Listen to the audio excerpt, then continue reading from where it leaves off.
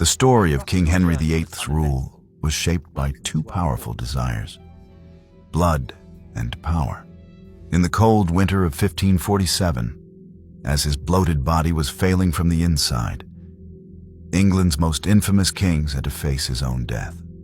He approached it with the same cold-hearted planning he had used to order the executions of two of his wives and many others who stood in his way. The lion is dying, members of his court would say in secret, but his power remained strong until his very last moments. This horrible end was a long way from where he started. Decades before, he was a handsome and athletic young prince, known all over Europe for his energy and charm. How did this celebrated young man change into the monstrous ruler who struggled for every breath in his candlelit rooms at Whitehall Palace? The reason is found not only in his well-known marriages, but also in a string of health disasters that twisted both his physical form and his state of mind in ways no one could have imagined. By January of 1547, Henry was hard to recognize as the same man who had once competed in jousting tournaments with the best knights in the Christian world.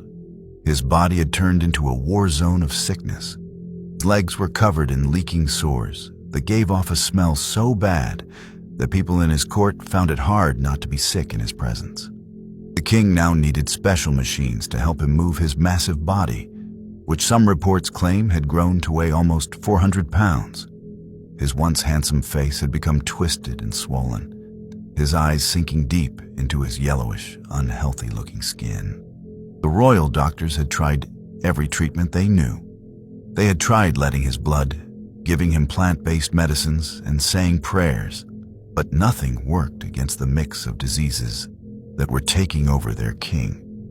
Most historians today think Henry had type 2 diabetes, gout, and maybe a severe bone infection called osteomyelitis, which would account for the constant, terrible pain in his legs. Even more concerning was the decline of the king's mind. His famous bad temper had become worse, leading to fits of wild anger followed by times of sleepy confusion. Even as he was dying, the main concern at the royal court was who would take power next. The king's third wife, Jane Seymour, had given him the son he desperately wanted, a delicate 9-year-old boy named Edward. But strong groups at court were already trying to get in position to control the young boy once Henry was gone. The traditional Catholic group, led by the Duke of Norfolk, was in a power struggle with the Protestant reformers, who were led by Edward Seymour, the young prince's uncle. Henry, who was paranoid until the end, knew all about these schemes. He was still signing orders for executions even when he was so weak he could barely hold a pen. The king's quickly worsening health was one of the biggest secrets in the kingdom. Official statements from the palace kept saying that Henry was healthy and strong, but the truth was very different. Anyone allowed to enter the king's sick room saw a grim picture. The huge royal bed was covered in dark cloth, and the air was filled with a sickly, sweet smell of rot, which burning incense could not completely hide. In the middle of it all was the massive shape of a man who had once been a symbol of England's strength. Palace staff whispered that they heard the king screaming in pain, his cries echoing down the stone halls of Whitehall. The sores on Henry's legs caused him such extreme pain that even the smallest motion could set off waves of agony. His doctors put poultices on his sores, made of everything from boiled onions to ground-up human skulls. These were desperate measures that only made his pain worse. What worked better was giving him large amounts of opium, which dulled the king's pain, but also made his confused mind even cloudier. The mental pain was just as bad as the physical pain. Henry had once been the most powerful man in England, with the ability to decide if his subjects lived or died. Now, he was powerless as his own body failed him. Court documents show that his behavior became more and more unpredictable. He had moments of near madness when he would talk about the ghosts of his executed enemies or call for wives who had been dead for years. When he was clearer in his mind, The king spent his time obsessively looking over his will, trying to control the future of his family line even after he was gone. People at court noticed with fear how the king switched back and forth between his religious beliefs in his final days. After breaking away from the Catholic Church in Rome to make himself the head of the Church of England, Henry now seemed tortured by religious uncertainty. One day he would ask for Catholic ceremonies, and the next he would strongly support Protestant ideas. His personal priest wrote that the king would wake up terrified from nightmares, saying he saw the faces of Thomas More, Anne Boleyn, and other people he had executed standing silently at the end of his bed, judging him. The king's approaching death created a risky power gap that his court members hurried to take advantage of. The Privy Council broke apart into competing groups, with each one trying to get into a better position for the upcoming period when a regent would rule. Thomas Howard, the Duke of Norfolk, who had managed to survive court politics for decades, was now beaten by the Protestant group. In a final show of Henry's lasting cruelty, Norfolk was sentenced to be executed for treason in the dying king's name. However, Norfolk ended up surviving because Henry died before the execution could happen. January the 27th, 1547, was the start of Henry's final breakdown. People who were there said the king had a seizure that was so strong that his attendants had to hold him down to keep him from hurting himself. After the seizure was over, Henry had trouble speaking, and the right side of his body was partly paralyzed. This was clear proof of what today's doctors would call a major stroke. The court doctors, knowing very well that they could be disgraced or even executed if they couldn't save the king, worked desperately to bring him back. They put hot irons on his skin and poured bitter medicines down his throat. During this whole time, entry to the king's bedroom was tightly controlled by his most trusted advisor, Thomas Cranmer, the Archbishop of Canterbury. This secrecy was not just about protecting the king's dignity, it was also practical. If news got out that the king was about to die, it could lead to early attempts to seize power or even an invasion from another country. Cranmer made sure that only the most necessary helpers were allowed in, and they all had to promise to stay completely silent about the king's health. Even Queen Catherine Parr, Henry's sixth and final wife, was kept away at certain important times. As January moved into the days that followed, the king floated between being awake and being unconscious. In the short times when he was clear-minded, Henry was said to have shown increasing fear about facing God's judgment. The man who had ordered the executions of 2 wives, countless nobles, and thousands of regular people, was now facing his own death with growing terror. According to the diary of one attendant, the king was heard mumbling prayers and asking for forgiveness in his sleep.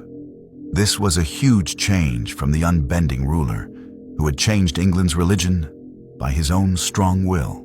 Court papers show the amazing efforts that were made to protect what was left of Henry's dignity in his last days.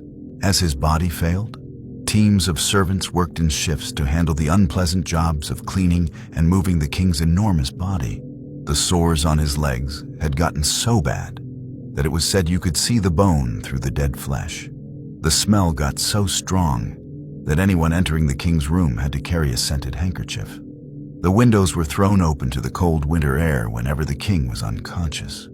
By the end of the month, even the fancy story that the king might get better could not be kept up inside the court. Archbishop Cranmer was called to the king's bedside in a hurry as Henry's breathing got weaker and weaker. Stories from that time tell how the king, who could no longer speak, was asked to squeeze Cranmer's hand if he trusted in Christ for salvation, rather than in the church ceremonies he had once promoted. It is said that Henry squeezed the archbishop's hand with the last of his strength before he fell into his final coma. This touching detail is often used by Protestant historians as proof that he converted on his deathbed.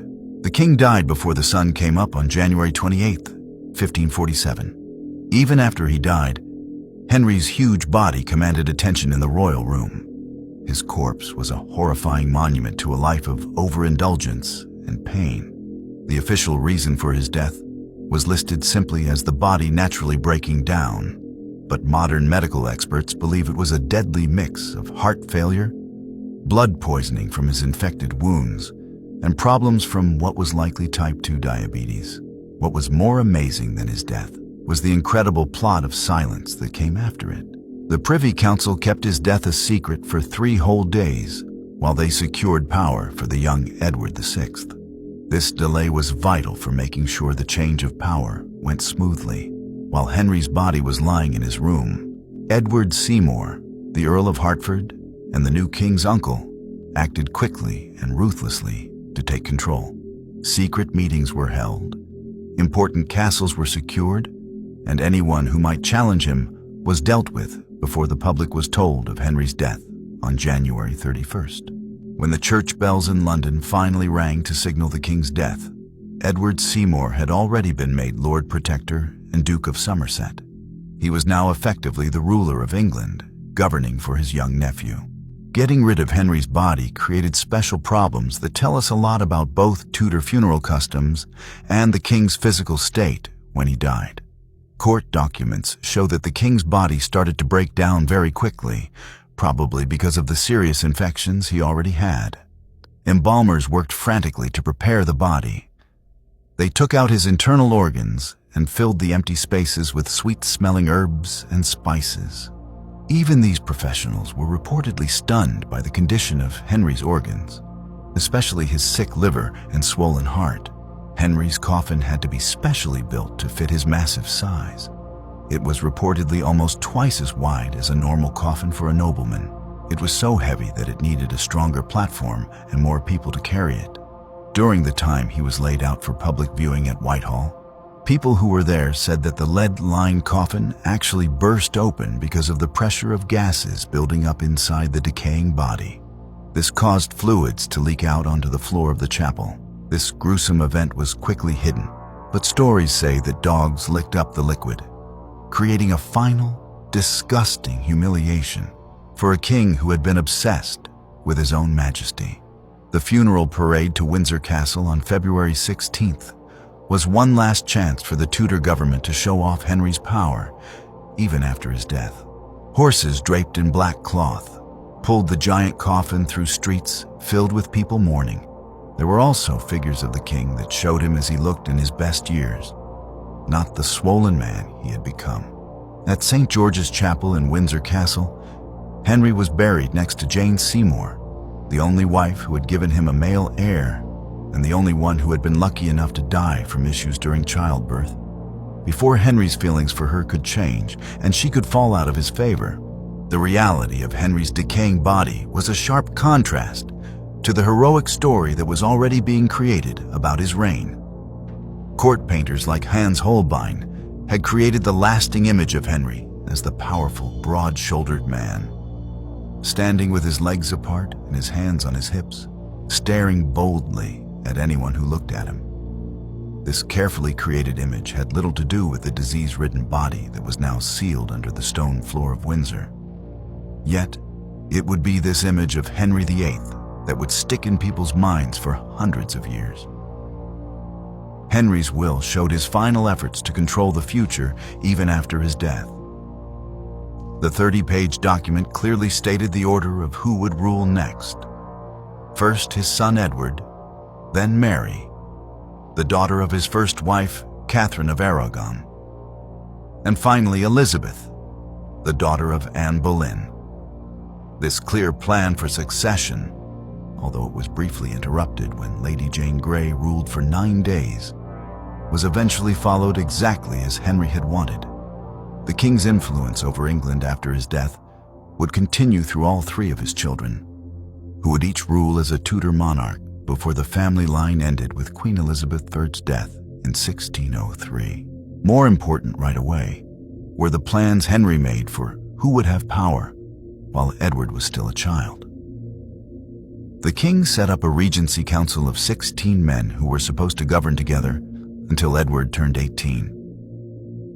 This balanced plan showed Henry's fear of any single nobleman gaining too much control over his son. However, his careful plans were quickly overturned when Edward Seymour outsmarted the other council members and was named Lord Protector just days after Henry died. The fact that Henry's wishes were ignored so quickly showed the limits of even a king's power once he was dead and no longer feared. The medical story of Henry's last days still fascinates historians and doctors today. His symptoms have been diagnosed after the fact as proof of everything from syphilis to scurvy, though the strongest evidence points to type 2 diabetes made worse by a chronic bone infection. The king's medical records show that his doctors tried increasingly desperate treatments, from putting live pigeons cut in half on his rotting sores to giving him experimental drinks made of gold and crushed precious stones. These expensive but useless treatments show both the limits of Tudor medicine and the extreme things that were done for a patient as important as Henry. Maybe the most touching things were the personal items found in the king's rooms after he died. Among the expected signs of royal power, like jeweled daggers, official seals, and letters from other countries, servants found a small, locked box. Inside were more personal things: a tiny portrait of Jane Seymour, a piece of hair thought to be from his mother, Elizabeth of York, and a child's prayer book written by hand, which might have belonged to Elizabeth before her mother was executed. These items that show his human side give us a look at the man behind the monster, suggesting that even as his body and mind were failing, Henry held on to some connection to his family and his own feelings. The king's death caused immediate changes in the political landscape that would determine England's future for many years. Conservative Catholic groups that had held on to some power during Henry's last years were suddenly pushed aside as Edward Seymour created a government that was strongly Protestant. Archbishop Cranmer, who had given the last rites to the dying king, now pushed forward with religious changes that Henry had been more careful about. The first English Book of Common Prayer was published just 2 years after Henry died, moving England further toward Protestant beliefs than the king himself had ever wanted.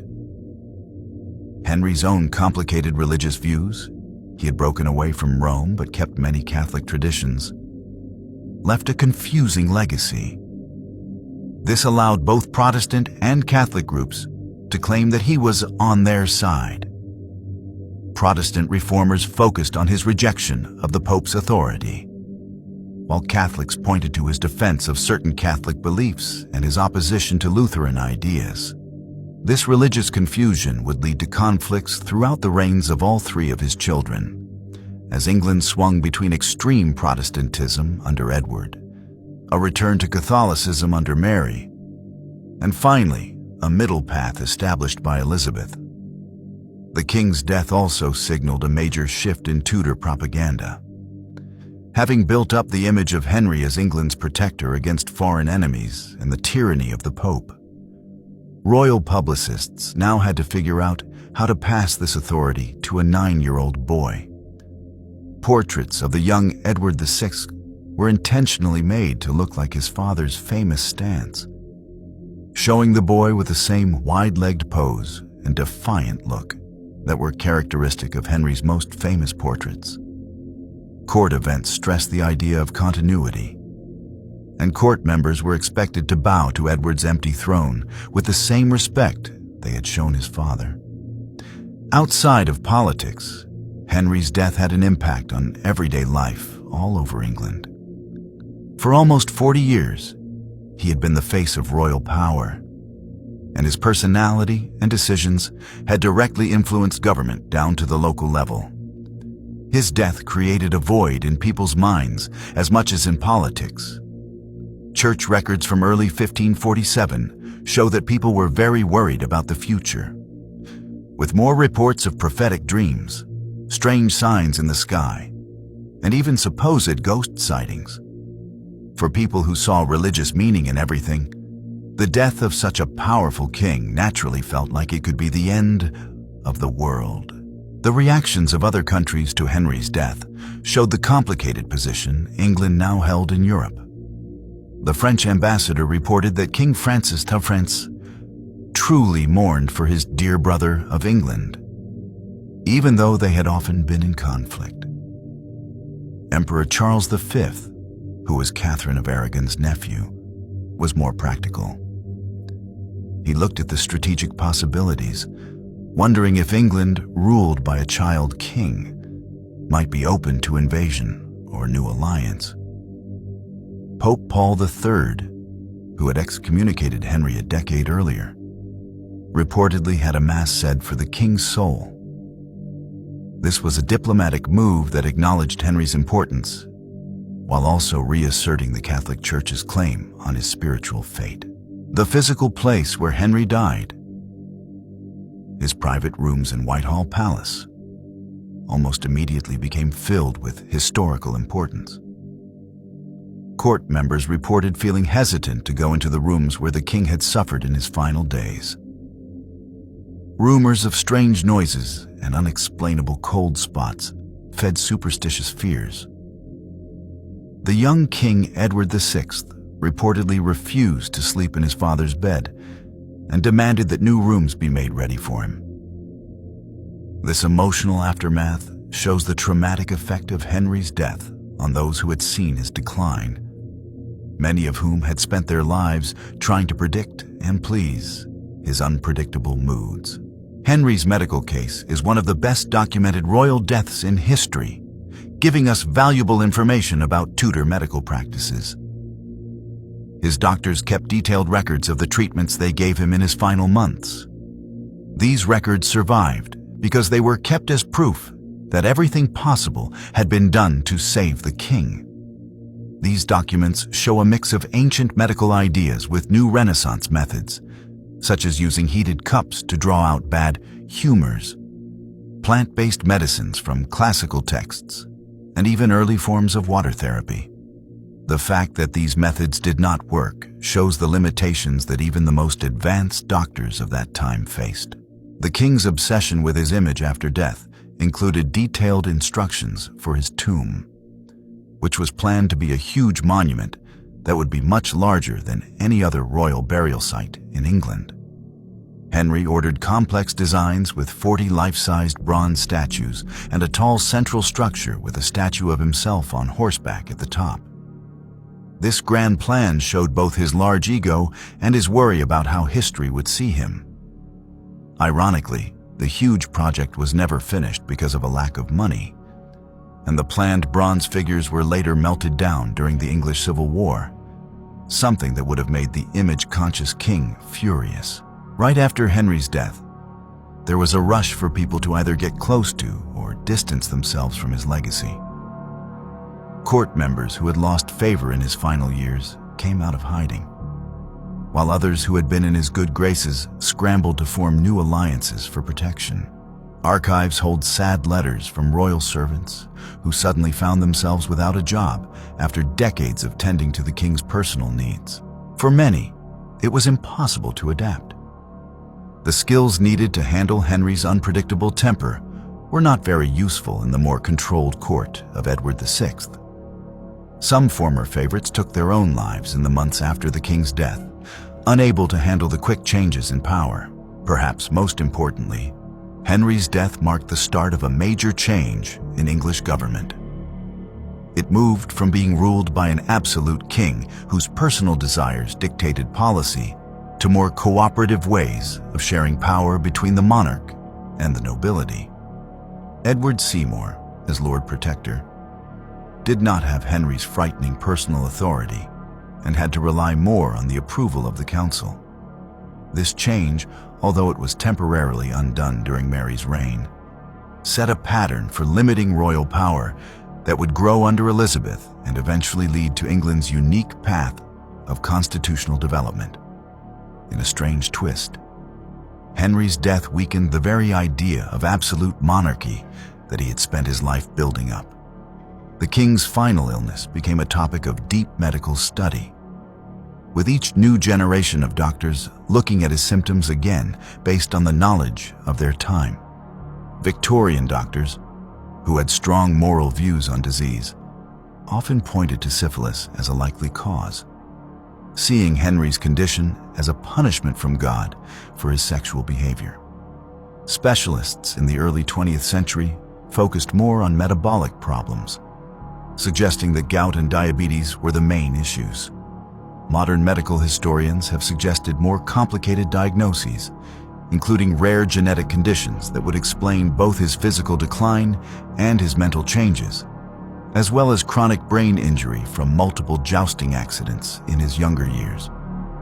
The way Henry's personal belongings were handled gives us a revealing look into Tudor views on death and memory. Court records show how items that the king had touched in his final days were treated with special respect. Some were kept almost like religious relics, even though the official Protestant church rejected such practices.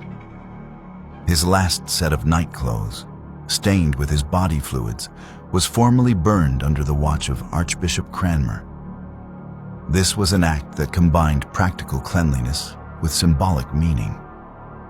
More valuable items, including his large collection of astronomical tools and maps, were carefully listed before being given out according to his will or kept for Edward's education.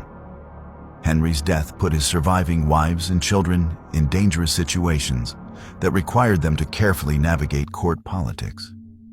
Catherine Parr, his widow, put on a show of dignified public mourning while privately moving very quickly to marry her true love, Thomas Seymour, a marriage she had put off while Henry was alive. 9-year-old Edward, now king in name but heavily controlled by his Seymour uncles, wrote about his father's death in his journal with a shocking lack of emotion, suggesting the distant personal relationship between the father and son.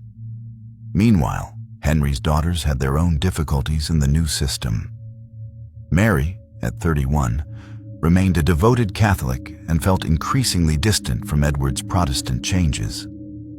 Elizabeth, just 13, had to handle court life with extreme care, her position made weak by her mother's execution and the ongoing questions about her legitimacy.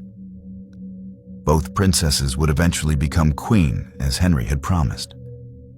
But the journey would be full of danger, with Mary barely escaping execution during a rebellion and Elizabeth being imprisoned in the Tower of London during her sister's reign.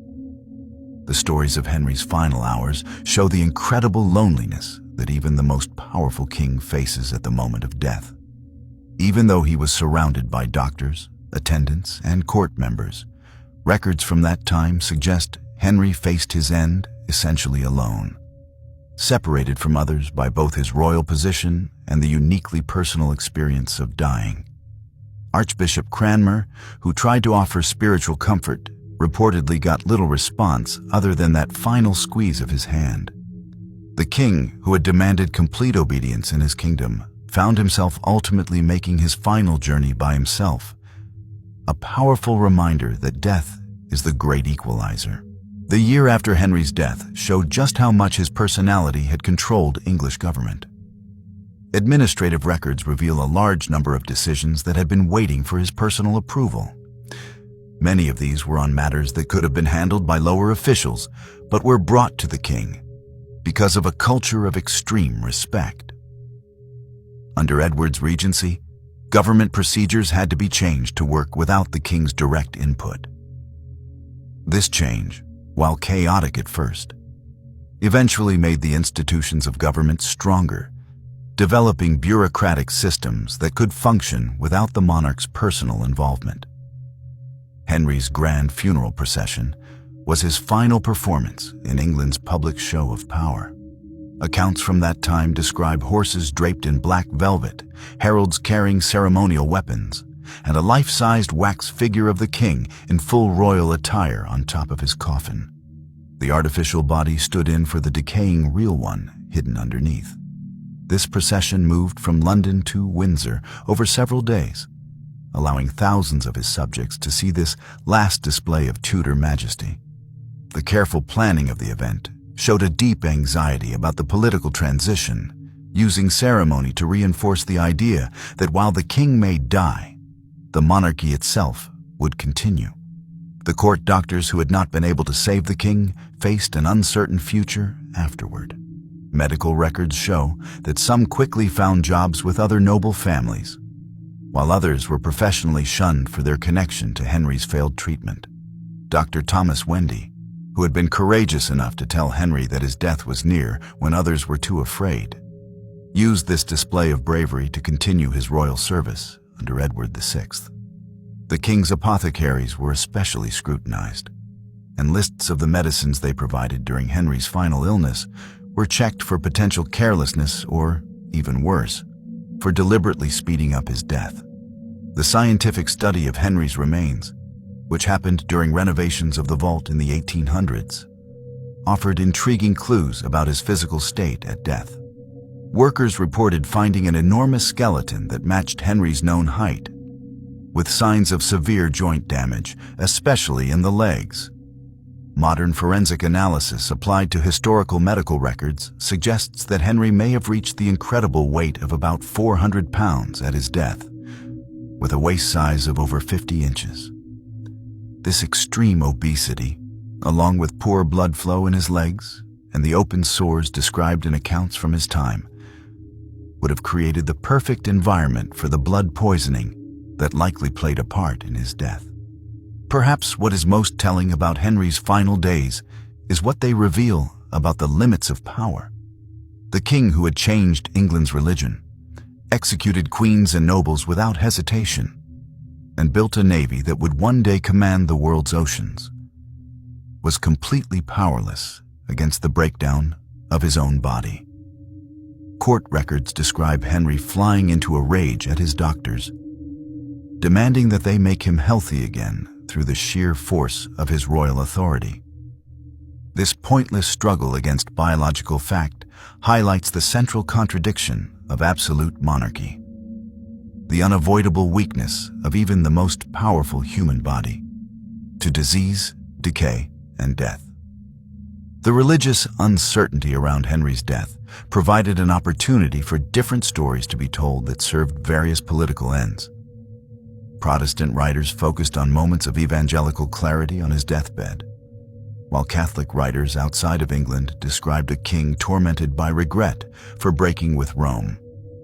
In truth, the evidence suggests that Henry maintained his unique religious position until the very end, seeing himself as the supreme head of the English Church while still rejecting key Protestant ideas. This complex religious view, which was essentially Catholic in its ceremonies but rejected the Pope's authority, reflected the king's lifelong habit of changing institutions to fit his personal needs rather than following outside rules. The financial fallout from Henry's death was felt far beyond the court. Financial records show that the new Regency government inherited a treasury that was severely drained and a currency that had been devalued, a result of Henry's costly foreign wars and extravagant personal spending. By some calculations, Henry spent the modern equivalent of over £200 million on his palaces alone. This financial crisis forced Edward Seymour to continue Henry's unpopular policy of selling off monastery lands, which sped up one of the biggest transfers of property ownership in English history. The economic effects of Henry's overspending would lead to inflation and social problems throughout his children's reigns. Henry's physical decline was a powerful symbol for people at the time, many of whom saw the king's body as a representation of the nation itself. Just as medieval political thought had described the monarch as the head of the body politic, Tudor writers saw Henry's decaying flesh as a sign of deeper problems within the kingdom. Surviving sermons from 1547 show preachers making direct connections between the king's infected legs and what they saw as moral decay in English society.